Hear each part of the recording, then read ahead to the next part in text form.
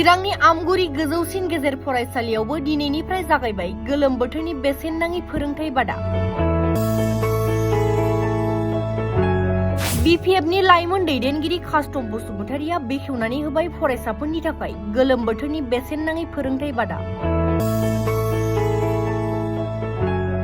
बिटिसिनि गाहाय खुंगिरि हाग्रामा महिलारिया बिथोन होनाय बायदियै लाइमोन बिपिएफ आरो बड'लेण्ड फरायसा आफादनि बानजायनायाव दासान्दि बिटिसिनि दाब दाब जायगाफोराव गोलोम बोथोरनि फरायसालि बन्द समाव थाखो 9 आरो थाखो 10 नि फरायसाफोरनि थाखाय बेसेन नाङि फोरोंथाय बादा होनायखौ जागायनाय नुनो मोन्दों। बेबायदिनो चिरां जिल्ला लाइमोन बिपिएफ आरो बड'लेण्ड स्टुडेन्टस इउनियननि बानजायनायाव चिरां जिल्लानि सिङाव थानाय आमगुरि गोजौसिन गेजेर फरायसालियाव 9 आरो 10 थाखोनि फरायसाफोरनि थाखाय बेसेन नाङै फोरोंथाय बादाखौ जागायो।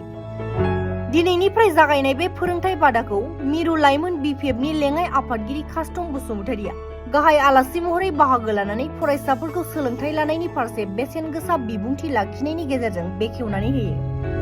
हाबाफारियाव बाहागो लाबावदों चिरां जिल्ला लाइमोन बिपिएफनि आफादगिरि बद्रेश्वर बसुमतारिजों लोगोसे लाइमोन बिपिएफ आरो बिएसइउनि गोबां बिबानगिरिफोरा।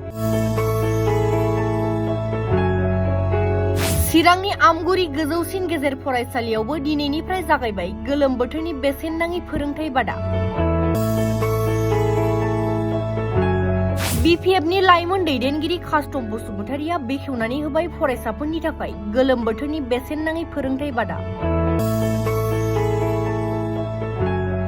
बिटिसिनि गाहाय खुंगिरि हाग्रामा महिलारिया बिथोन होनाय बायदियै लाइमोन बिपिएफ आरो बड'लेण्ड फरायसा आफादनि बानजायनायाव दासान्दि बिटिसिनि दाब दाब जायगाफोराव गोलोम बोथोरनि फरायसालि बन्द समाव थाखो 9 आरो थाखो 10 नि फरायसाफोरनि थाखाय बेसेन नाङि फोरोंथाय बादा होनायखौ जागायनाय नुनो मोन्दों।